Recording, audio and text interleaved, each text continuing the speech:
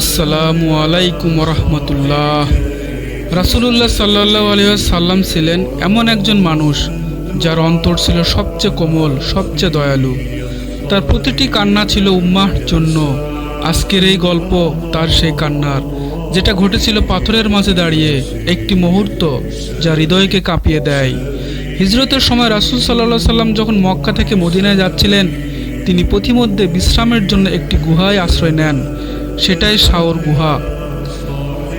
সেই গুহা ছিল অন্ধকার, সরু এবং চারিদিকে কঠিন পাথরে ঘেরা। রাসূল সাল্লাল্লাহু আলাইহি সাল্লাম সেখানে আবু বকর রাদিয়াল্লাহু তাআলা আনহু এর সাথে অবস্থান করেন।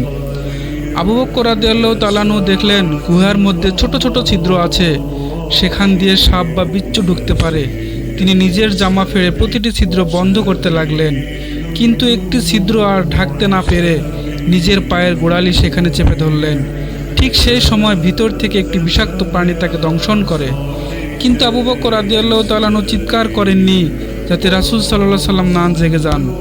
রাসূল সাল্লাল্লাহু আলাইহি সাল্লাম যখন ঘুম ভেঙে দেখলেন তার প্রিয় সাহাবী কাঁদছেন, তখন তিনি কেঁদে ফেললেন। রাসূল সাল্লাল্লাহু আলাইহি সাল্লাম এর এই কান্না আমাদের একটি বড় শিক্ষা দেয়। তিনি কখনো নিজেকে নিয়ে কাঁদতেন না, তিনি কাঁদতেন তার উম্মতের জন্য, তার সাহাবীদের জন্য। আজ আমরা কতবার রাসূল সাল্লাল্লাহু আলাইহি সাল্লামের কথা ভেবে চোখে জল ফেলি। তাকে ভালোবাসা মানে শুধু মুখে বলা নয়, তার সুন্নতকে জীবনে বাস্তবায়ন করাই হলো আসল ভালোবাসা। চলুন সে ভালোবাসা প্রমাণ করি আমাদের আমলের মাধ্যমে।